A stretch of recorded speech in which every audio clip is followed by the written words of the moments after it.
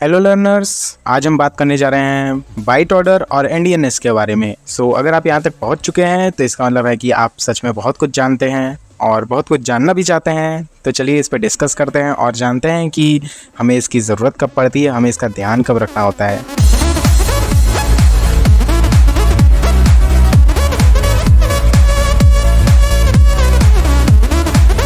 इसको समझने से पहले आपको जो है नॉलेज होनी चाहिए हेक्साडेसिमल की। तो हेक्साडेसिमल के बारे में थोड़ा सा नॉलेज दे देते हैं, थोड़ा सा क्विक रिवीजन टाइप से, ताकि आपको हेक्साडेसिमल की थोड़ी सी नॉलेज हो जाए, क्योंकि हम लोग जो है अभी उसी से डील करने वाले हैं, क्योंकि हम लोग जो है प्रैक्टिकल यूज़ का आज देखेंगे।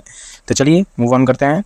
यहाँ पे आप देख सकते हैं हमारी जो है हेक्स, इसको हेक्साडेसिमल को एज अ हेक्स हम लोग बोलते हैं। कंप्यूटर आर्किटेक्चर में आपको ज़्यादा हेक्स वर्ड सुनने को ही मिलेगा।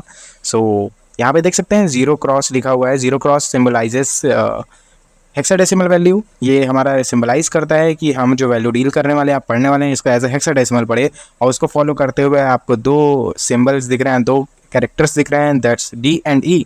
डी एंड ई आपको दिख रहे होंगे, डी को फॉलो करता हुआ ई।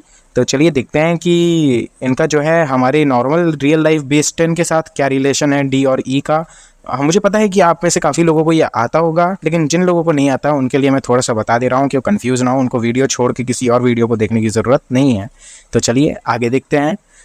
यहाँ पे जो है आप प्यारा सा टेबल देख सकते हैं, जहाँ पे मैंने 2 कॉलम बनाए हुए हैं, जिसका नाम है बेस 10 और बेस 16।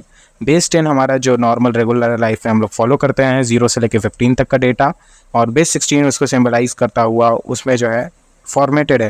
यहाँ पर देख सकते हैं 10 के बाद 9 के बाद आपको 2 डिजिट्स की ज़रूरत पड़ने लगती है, यानी कि 2 से कैरेक्टर्स की आपको ज़रूरत पड़ने लगती है। लेकिन बेस 16 के साथ ऐसा नहीं होता है। 15 तक आपको किसी और कैरेक्टर की ज़रूरत नहीं पड़ती, आपको सिर्फ सिंगल प्लेस चाहिए या सिंगल स्पेस चाहिए 16 डेटा को दिखाने के लिए। बाय द वे, अगर आप इनका कैलकुलेशन करेंगे तो आपको पता चलेगा कि ये टोटल 16 डिस्टिंक्ट वैल्यूज़ हैं, ये 16 डिफरेंट वैल्यूज़ हैं। ऐसा मत काउंट कीजिए कि 1 से 15 तो 15 वैल्यूज़ ही हो गई, तो फिर काफ़ी लोग कर देते हैं, गलतियाँ होती हैं। तो ठीक है, 16 वैल्यूज़ हैं। तो चलिए फर्दर मूव करते हैं और समझते हैं कि डी और ई कैसे हम लोग जो है इनको जो है फर्दर अभी कैलकुलेट करेंगे, इनका क्या रोल है।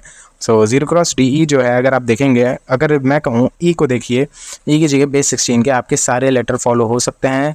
आप ई की जगह 0 1 2 3 4 5 6 7 8 9 A B C D E F तक लिख सकते हैं। तो यहाँ पे जो है आपको जो है 16 वैल्यू इधर से मिलेगी और इसकी जगह भी 16 मिलेगी। आपको जो है अगर आप चेक करेंगे तो फिर यहाँ पे जो है 2 प्लेस वैल्यू है, तो 2 हेक्साडेसिमल सिंबल आप रख सकते हैं, और इसके लिए आपके पास जो है टोटल 256 कैरेक्टर्स हो जाते हैं। और यही अगर हम लोग मैथ्स में बात करें, बेस 10 में बात करेंगे, तो आप सिर्फ 10 कैरेक्टर दिखा सकते हैं, और 10 कैरेक्टर एक प्लेस पे, तो फिर 2 प्लेस के लिए 10 × 10 that's 100 digits, that 0 to 99 as you can count. 0 से काउंटिंग शुरू कीजिए तो 0 से 99 के बीच में 100 नंबर आते हैं। ठीक है, यहाँ पे जो है 256 वैल्यूज़ दिख सकती हैं। और ध्यान ये देने वाली बात है कि ये जो है 8 बिट ऑफ डेटा है, 1 बाइट ऑफ डेटा के बराबर होता है। 1 बाइट में आपके 8 बिट होते हैं। एक जो है एक प्लेस अगर आपका 2 वैल्यू दिखा सकता है, तो 2 to the power 8 सिम्बल्स आप दिखा सकते हैं। That's 2 × 2 × 2 × 2 8 times, that's 2 to the power 8, that's 256। Okay, और तो फिर इसकी जो मिनिमम वैल्यू होगी वो 0 दिखाएंगे, और जो मैक्सिमम वैल्यू होगी वो 255 दिखाएंगे अनसाइंड। ओके, और अगर हम साइंड की बात करें तो -128 से लेके 127 दिखाएंगे, क्योंकि आपकी मोस्ट सिग्निफिकेंट बिट जो होगी वो आपका जो है रिप्रेजेंट करता है आपका साइन को, कि आपके कैरेक्टर का साइन क्या है। तो चलिए मूव ऑन करते हैं। अब यहाँ पे आप देख सकते हैं कि possible values under 1 byte of data 0 से 255। इसके अंदर आपके सारे ASCII कैरेक्टर्स के और उनके सिम्बल्स भी आ जाते हैं। ठीक है, चलिए 1 बाइट का डेटा कैलकुलेट करना सीखते हैं। आपको आता ही होगा, लेकिन मैं मान के चल रहा हूँ अगर जिनको नहीं आता है, ठीक है, हम सीख लेंगे।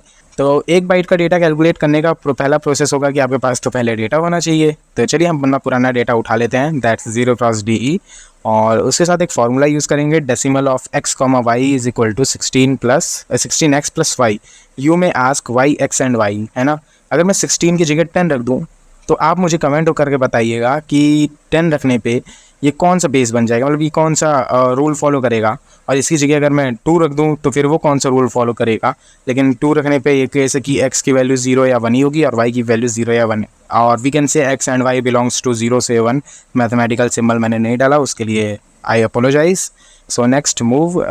तो x और y जो है कैलकुलेट करने का यही तरीका है कि पहले डिजिट को आप जो है 16 से मल्टीप्लाई करेंगे, दूसरे डिजिट को सीधे ऐड कर देंगे। चलिए इस वैल्यूज़ को सब्सटीट्यूट करते हैं। और हमें मिल जाएगा 16 into 0 cross D plus 0 cross E. अब 0 क्रॉस डी और 0 क्रॉस ई का रेफरेंस आपको पुराने वाले टेबल में मिलेगा, तो चलिए उस टेबल को भी हम लोग देख लेते हैं। तो यहाँ पे जो है मैंने हाईलाइट कर रखा है, बेस 10 में 13 और 14 रिप्रेजेंट करते हैं रिस्पेक्टिव वैल्यूज़ को। तो इनको सब्सटीट्यूट करेंगे, तो सब्सटीट्यूट करने पे 16 इंटू 13 प्लस 14 आ जाना चाहिए, और उस पर जब आप फर्दर कैलकुलेट करेंगे तो आपको जो है वो बराबर मिलेगा 222 के। तो ये जो डेटा है हमारा 222 को दिखाता है 1 बाइट के अंदर। तो ऐसे ही हम लोग जो है मेमोरी ब्लॉक्स में हार्ड डिस्क और मेमोरी को बांट सकते हैं। सिंगल ब्लॉक जो है होल्ड करेगा 1 बाइट का डेटा, दिखाएगा हमारा 1 ब्लॉक। तो हमारे पास ऐसे कॉन्जिक्यूटिव ब्लॉक्स मिल जाएंगे मेमोरी में, लो एड्रेस से शुरू होते हुए हाई एड्रेस में सेव होंगे। और देख सकते हैं कि स्मॉल मेमोरी एड्रेस से शुरू होगा और लार्ज मेमोरी एड्रेस पे ये ख़त्म होता है। और 0 क्रॉस FF उसको फॉलो करता है, वो 0 क्रॉस E2 करते करते जिसको फॉलो करते हुए लास्ट में 0 क्रॉस F4 आपको दिख जाता है। आपके कंप्यूटर मेमोरी आपकी बाइनरी फाइल जैसी है, ऐसे स्टोर होती है। तो अब जो है ये तो हमने बात कर ली सिंगल ब्लॉक सिंगल बाइट का, कि सिंगल कैरेक्टर्स हैं तो हम उसको नॉर्मली रीड राइट कर सकते हैं, नॉर्मली हम उसको पढ़ भी सकते हैं, डिकोड भी कर सकते हैं। Problem arises when we deal with multi byte datas, है ना। But what about multi byte data, हम उसके साथ क्या करेंगे? तो चलिए उसके बारे में भी डिस्कस करते हैं। तो यहाँ पे एक छोटा सा सी कोड आप देख सकते हैं। बाय द वे सी मेरी फेवरेट है, तो हम जो है सी में ही सब कुछ करने वाले हैं, और पाइथन का भी यूज़ करेंगे डेटा को डिकोड करने के लिए फास्टर वे से, है ना। तो चलिए जो है हम जो है कैलकुलेट करने की कोशिश करते हैं और देखते हैं क्या होता है मिलता है। पहला आप कुछ देख सकते हैं कि जो पहला डेटा मैंने इनिशियलाइज को एक कैरेक्टर वैल्यू है और वेरिएबल का नाम है ए which hold character value C. सो ए का जो साइज़ है वो 1 बाइट है, और जो बी का साइज़ है वो 2 बाइट है, सी का साइज़ 4 बाइट है, डी का बाइट 8 बाइट है, क्योंकि डी हमारा लॉन्ग है, सी हमारा इंटीजर है, बी हमारा शॉर्ट है। ये जो है फॉलो करता है हमारा 32 बिट आर्किटेक्चर में और साथ ही साथ 64 बिट आर्किटेक्चर में। तो चलिए हम मूव ऑन करते हैं अपने कोड के साथ और देखते हैं कि क्या करना है आगे। अब यहाँ पे आप क्वेश्चन उठता है, मैं आपसे क्वेश्चन करने वाला हूँ कि आप हमेशा सही हैं। तो चलिए देखते हैं। मेरा पहला क्वेश्चन है कि आप इसको देख के बताइए कि ये लिखा क्या हुआ है। अब आप में से काफ़ी लोग बताएंगे कि इसको हम जो है 327 कहेंगे, तो ऐसा ज़रूरी नहीं है कि ये 327 ही हो। अब यहाँ पे जो है हम कोई रीजनिंग या फिर कोई थर्ड ब्रेन वाला कोई गेम नहीं खेल रहे हैं कि आपको जो है कोई थर्ड टेक्निक लगानी हो। सिंपल सी बात है कि अगर आप इसको लेफ्ट से राइट पढ़ रहे हैं तो आप बिल्कुल सही हैं 327, और अगर जो है इसको आप राइट से लेफ्ट पढ़ेंगे तो ये 723 लिखा है। अब कहेंगे ये क्या डिसलेक्सिक स्टेटमेंट मैंने दे दिया है, क्या मुझे डिसलेक्सिया है या मुझे दिमाग ख़राब है? तो हम बात करें, मैं सिर्फ नंबरों के साथ डील मानता हूँ कि हम नंबर हमेशा लेफ्ट टू राइट पढ़ते हैं। You belong from which planes doesn't matter, you always read a number from left to right. So it's actually return 327 in our way, but मेरे डिसलेक्सिक दोस्तों को ये 723 दिखेगा। बाय द कुछ लोगों को 273 या फिर कुछ लोगों को 237 भी दिख सकता है। So it's their personal opinion, we can't argue on that, right. So चलिए हम जो है आगे बढ़ेंगे कि कैसे ये डिसलेक्सिया एक्चुअल प्रॉब्लम बन गया हमारे प्रोग्रामर्स के लिए। तो अगर आप अरब से हैं तो आप जो है राइट से लेफ़्ट पढ़ते हैं, और अगर आप जो हैं मिडिल ईस्ट और वेस्ट से हैं तो आप लेफ़्ट टू राइट ही पढ़ेंगे। नॉर्मली इंग्लिश, हिंदी और तमिल जो भी लैंग्वेजेस हैं आप जो है लेफ़्ट टू राइट ही पढ़ते हैं, लेकिन अरेबियन और उर्दू आप जो है राइट टू लेफ़्ट पढ़ते हैं। तो चलिए हम आगे बढ़ते हैं। इससे हमें सीखा क्या, हमने क्या सीखा, ये इंपॉर्टेंट है। हमने यहाँ से ये सीखा कि अगर हम जो है मल्टी बाइट डेटा के साथ डील कर रहे हैं तो हमें उसका ऑर्डर एक डिसाइड करना होगा, हम कौन से ऑर्डर के साथ अपने डेटा के साथ डील करने वाले हैं। और यही प्रोग्रामर्स के साथ भी था कि अगर जो है हम बड़े डेटा को छोटे डेटा में तोड़ते हैं तो हमको किस वे में अरेंज करना है, और यहीं से बाइट का ऑर्डर आ जाता है जिसको हम बाइट ऑर्डर बोलते हैं। और ये जो है प्रोग्रामर्स के लिए थोड़ी सी कन्फ्यूजन वाली टॉपिक थी। वैसे ये टॉपिक कन्फ्यूजन के लिए प्रोग्रामर्स के लिए भी थी, तो सबसे बड़ी प्रॉब्लम ये आर्किटेक्चर्स वालों के लिए थी जो सिस्टम आर्किटेक्चर डिज़ाइन करते हैं। तो चलिए हम इस चीज़ को समझने के लिए एक एग्जांपल लेते हैं, और सबसे पहले एक इंटीजर डेटा ले लेते हैं, और उसमें जो हम सेव करेंगे 3,23,432 है। लेफ़्ट टू राइट है ना, लेफ़्ट टू राइट पढ़ रहे हैं। तो चलिए देखते हैं कि इसको जो है हम लोग कैसे डिकोड कर सकते हैं, हम इसको कैसे तोड़ सकते हैं 4 कॉन्जिक्यूटिव बाइट में, क्योंकि हमें पता है कि ये 4 बाइट का डेटा है या 32 बिट डेटा। नॉर्मली सी में जो है हमारा इंटीजर वो 32 बिट है, मॉडर्न कंपाइलर को लेके तो 32 बिट है। अगर आप पुराना कोई कंपाइलर यूज़ कर रहे हैं तो प्रोबेबली शायद बहुत पुराना कंपाइलर होगा, तो फिर आपका जो है 16 बिट डेटा। अगर आप 16 बिट आर्किटेक्चर पे ही है तो बात तो कुछ और ही है। वैसे कोई होता नहीं है, और आप में से कोई हो तो कमेंट करके ज़रूर बताइएगा आई एम 16 बिट आर्किटेक्ट। तो चलिए आगे देखते हैं कि इसको कैसे तोड़ रहे हैं। तो मैंने कुछ इक्वेशंस में पहले तोड़ रखा है कैलकुलेशंस के बाद। हालांकि झूठ बोल रहा हूँ, इसको जो है मैंने तुरंत ही पाइथन में डाला था और मुझे जो है हेक्साडेसिमल वैल्यू मिल गई थी। क्या बोला तूने? सो यहाँ पे देख सकते हैं कि ये 4 कॉन्जिक्यूटिव बाइट्स में मैंने इसको तोड़ दिया है। और आप कंफ्यूज हो जाएंगे कि 16 to the power 6, 16 to the power 4 उसको फॉलो करता हुआ 16 स्क्वायर्ड और 0x68 क्यों लिखा हुआ है। जैसा मैंने पहले आपको स्टेटमेंट दिया था कि एक बाइट 256 कैरेक्टर को दिखाता है, हम उसको 16 स्क्वायर कैरेक्टर्स भी बोल सकते हैं। तो उसको फॉलो करता हुआ नेक्स्ट बाइट उसके आगे का डेटा दिखाएगा, दैट विल बी 16 स्क्वायर्ड, है ना। 16 स्क्वायर्ड के रेंज में वो डेटा दिखाएगा। पहले वाला 16 स्क्वायर्ड के अंदर के रेंज में दैट 0 से 255 दिखाएगा। तो नेक्स्ट वन 255 से ऊपर ये 16 स्क्वायर्ड दिखाएगा, that will be 16 to the power 4 से 16 स्क्वायर्ड के बीच में सेकंड डेटा की बात कर रहा हूँ। और second data in the sense हमारा जो है वो 0x है। यहाँ पे आप देख सकते हैं कि 0x है हमारा 16 स्क्वायर्ड के साथ। उसको फॉलो करता हुआ इससे बड़ा डेटा होगा तो 16 टू पावर 4 में जाएगा और उससे बड़ा होगा 16 टू पावर 6 में जाएगा। हालांकि हमारा डेटा इतना बड़ा था कि नहीं वो 16 टू पावर 6 बेस को रीच कर पाता। फॉर एग्जांपल 256 डेटा हमारा इतना बड़ा है नहीं कि वो जो है हम 1000 को एक्सीड कर पाए, तो 1000 वाला प्लेस उसका 0 रहता है, 1000 प्लेस एक्चुअली उसका 0 रहता है। सो यहाँ पे देख सकते हैं कि 16 स्क्वायर्ड ऐसे ही फॉलो किया तो हर बार स्क्वायर्ड फॉलो करेगा क्योंकि एक बाइट हमारा 16 स्क्वायर्ड डेटा दिखाता है। सो यह 16 यहाँ पे जो है पहले बाइट को लेके चलेंगे तो 16 टू द पावर 0 है, फिर 2 बाइट पावर 2 हो जाएगी, फिर +2 ऐड हो जाएगा तो 16 टू द पावर 4 जाएगा, +2 होगा तो 16 टू द पावर 6 हो जाएगा। And we can represent here 4 consecutive data. So यहाँ से मैंने डेटा एक्सट्रैक्ट कर लिया है। तो चलिए अब इनको मेमोरी में हम लोग सेव करके देखते हैं कि इनको मेमोरी में हमें एक्चुअली कैसे सेव करना है। तो हम देख सकते हैं इसको हमने 4 कॉन्जिक्यूटिव बाइट्स में तोड़ लिया है। We have broken it into 4 consecutive bytes. और चलिए अब इनको हम जो है मेमोरी में सेव कर देते हैं। मेमोरी में ही सेव करें जो ही नहीं, हम इसको किसी बाइनरी फाइल में भी सेव कर सकते हैं। तो चलिए हमें इसको सेव करने से पहले सबसे पहले तो हमारे पास हमारा डेटा होना चाहिए। तो हमारा डेटा हमारे सामने है और अब आप देख सकते हैं कि जो सबसे आगे लिखा हुआ है वो हमारा मोस्ट सिग्निफिकेंट बाइट है।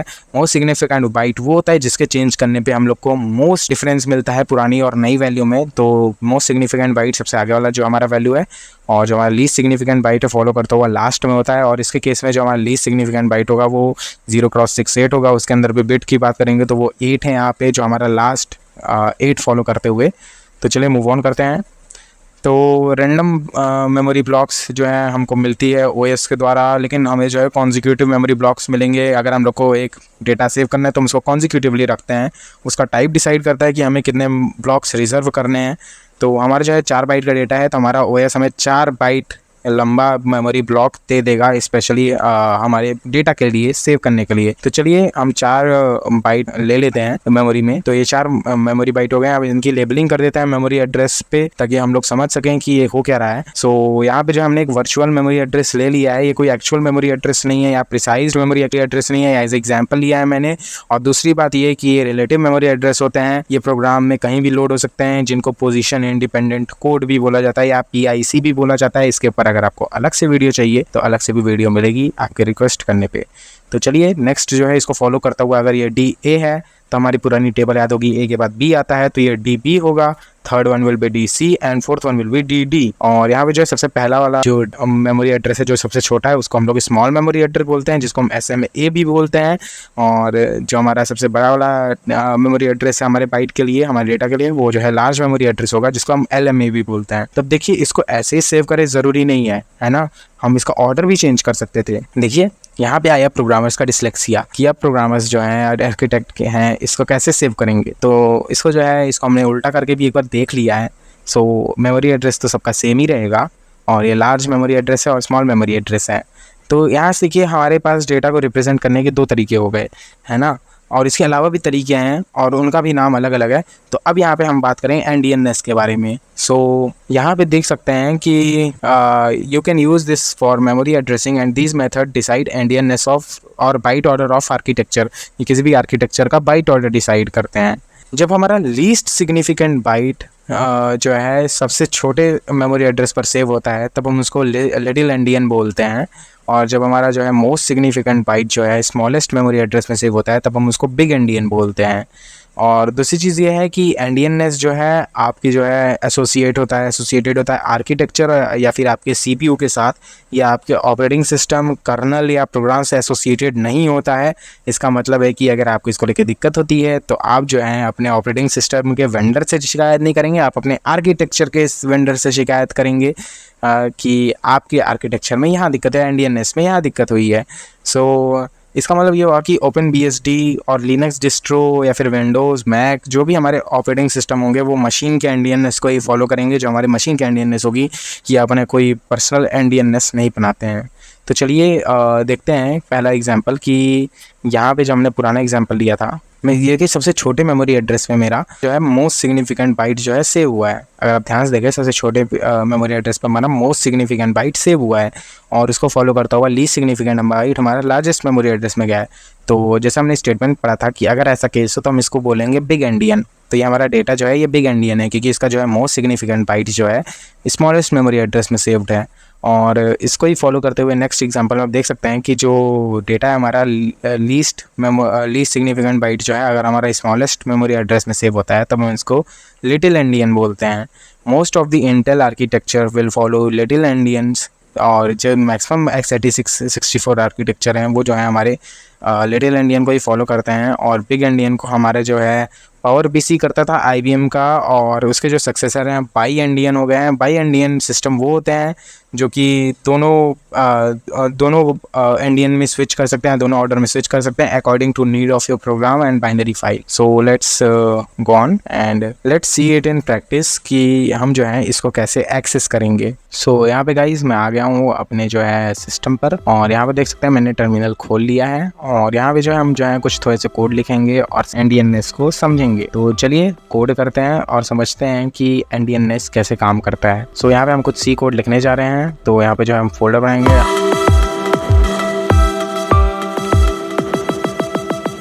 सम of you might say that कि मैं अपने लिनक्स सिस्टम पर हूँ तो मुझे विम या नैनो यूज़ करना चाहिए। तो अभी जो है टाइम बचाने की कोशिश करें, हालांकि मुझे पता है कि ये प्रोग्राम्स अच्छे हैं, मुझे उतना यूज़ करना इनको नहीं आता, तो फिर हम जो है सबलाइम टेक्स्ट का यूज़ कर रहे हैं। आप अपनी फेवरेट IDE भी यूज़ कर सकते हैं। तो चलिए कोड करते हैं और देखते हैं।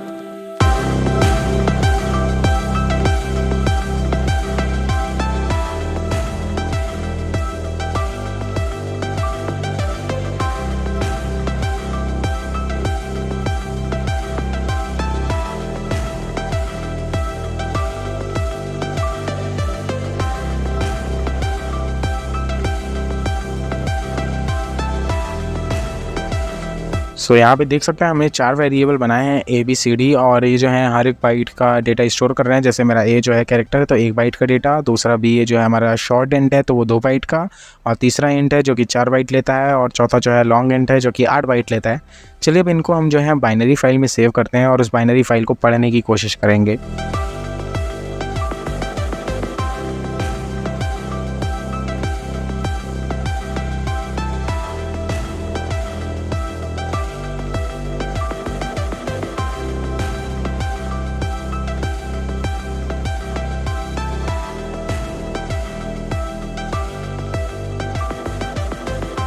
सो यहाँ पे हमारा कोड हमने लिख लिया है। ABCD जो है हमारा सेव हो रहा है एक बाइनरी फाइल जिसका नाम है test.bin। तो चलिए इसको कंपाइल करते हैं और रन करते हैं।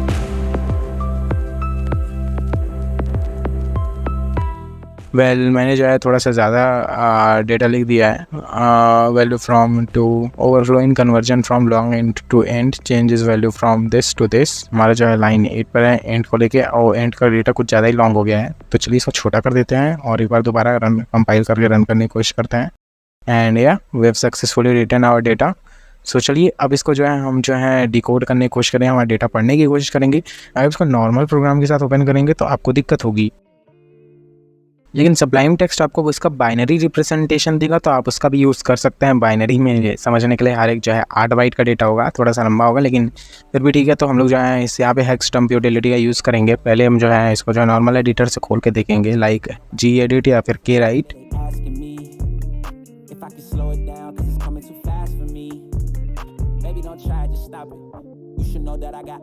ओ सॉरी, कंपाइल किया लेकिन रन नहीं किया है ना, माई बैड। सो या सो यहाँ पे देख सकते हैं कि मेरा जो है डेटा यहाँ पे लिखा हुआ है, कुछ गिब्रिश था और आपको जो है समझ नहीं आएगा क्या लिखा हुआ है, और मुझे भी नहीं आएगा, कुछ गिब्रिश था लिखा हुआ है, हमारे लिए नहीं है ये। तो चलिए हम इसको जो है हेक्सटम्प यूटिलिटी में खोल के डिकोड करने की कोशिश करते हैं।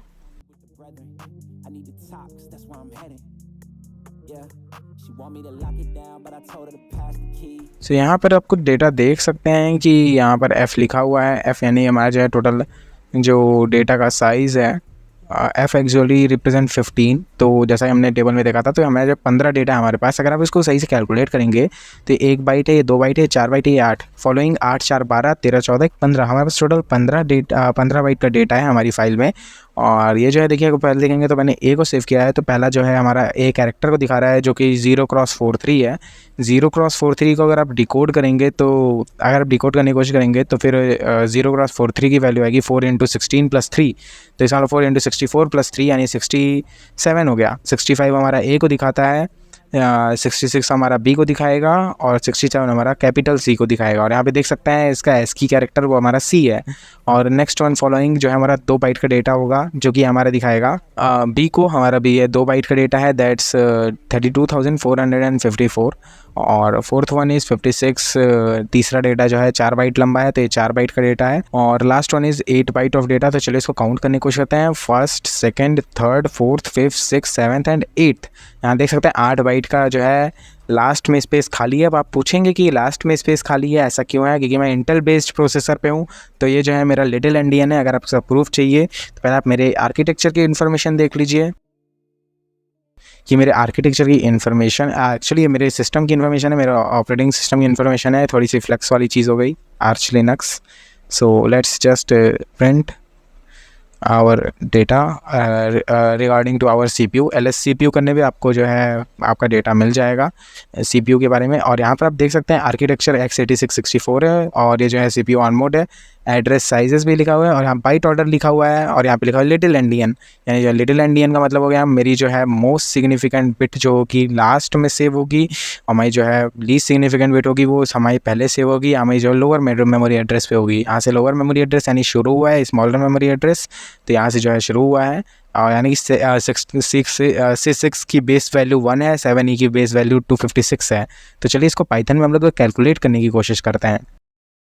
So let's just calculate this value 0x66 plus 0x7E, और इसको जो है मल्टीप्लाई कर देंगे 256 से, तो हमको जो है वैल्यू मिल जाएगी 32,454। ये है जो कि एग्जैक्ट यहाँ पे लिखा हुआ है। और इसी को फॉलो करते हुए अगर हम जो है डेटा जो है कैलकुलेट करने की कोशिश करें 4 बाइट वाला, तो चलिए 4 बाइट का भी डेटा कैलकुलेट करके देखते हैं। तो फिर इसको कैसे कैलकुलेट करेंगे कि हम जो है 4 बाइट कॉन्जिक्यूटिव बाइट्स को देखेंगे। अब इसको सीधे आप लोड भी कर सकते हैं मेमोरी में। तो यहाँ पे जो है 0x56 plus 0x2C plus 0x45, तो इतना ही डेटा है। उसके साथ 0 0 है, तो उसको हमें कैलकुलेट करने की जरूरत नहीं। तो ये जो है सबसे पहला वाला जो हमारा बेस 1 है, दूसरा वाला बेस जो है 256 होगा, तो इसको 256 से मल्टीप्लाई करना होगा, और थर्ड वन को 256 स्क्वायर्ड से मल्टीप्लाई करना होगा। So what you get is 45,33,334, and here is 45,33,334. As you can see it's exact identical data। और मैं जो हूँ सक्सेसफुली जो है मैंने डेटा रीड कर लिया। और ऐसे जो है आप 8 बाइट और 2 बाइट जो भी आपको डेटा है आप इसको रीड कर पाएंगे आसानी से। और आई होप कि आपको ये एंडियननेस समझ आया, और ये क्यों मैटर करता है, अब कब मैटर करता है ये हम जानते हैं। ये एक्चुअली आपको जो है डील करने की ज़रूरत नहीं है, लेकिन जब आप जो है बाइनरी फाइल्स के साथ डील करते हैं या ऑडियो फाइल्स के साथ डील करते हैं तो आपको जो है एंडियननेस पता होना चाहिए। और दूसरी चीज़ ये है कि एंडियननेस को फॉलो करते हुए आपका ऑपरेटिंग सिस्टम और आर्किटेक्चर मिल के मैजिकली ये काम संभाल लेते हैं। इसका दिक्कत तब आती है जब आपको कोई binary data from one machine to another machine भेजना होता है, जिसका जो एंडियननेस है वो कुछ और हो, लाइक बाई एंडियन हो या मिडिल एंडियन हो। मिडिल एंडियन बेसिकली जो अदर होते हैं उनको कहा जाता है लिटिल एंडियन, और बिग एंडियन को छोड़ के बाकी सब लिटिल एंडियन कहलाते हैं या मिक्स्ड एंडियन कहलाते हैं। इसको आप विकीपीडिया पेज भी चेक कर सकते हैं। और अगर आप उस पर सेंड करते हैं तो आपका डेटा हो सकता है वो डिफरेंट वे में पढ़े और आपको जो है डिफरेंट वैल्यूज़ मिले।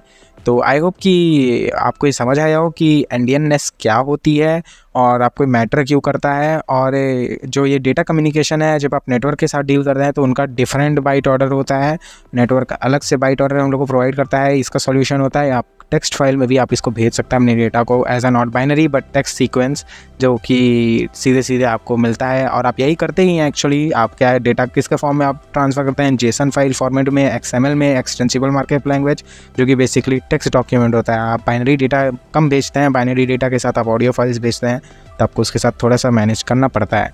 और आपको NDNS की नॉलेज चाहिए थी, तो आपको NDNS की पूरी नॉलेज यहाँ पर मिल गई है। और अब जो है आप NDNS के बारे में बहुत कुछ जान चुके हैं।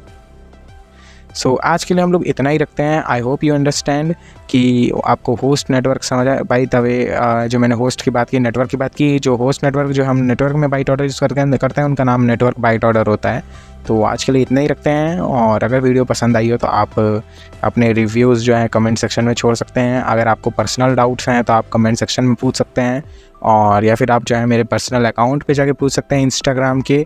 अगर आपको पर्सनली जानना है विदाउट चार्ज, मैं आपको आंसर दूंगा, क्योंकि नॉलेज के लिए हम कोई चार्ज नहीं लगाते हैं। सो आज के लिए इतना ही रखते हैं। Thanks for watching. I hope will meet soon. Thank you.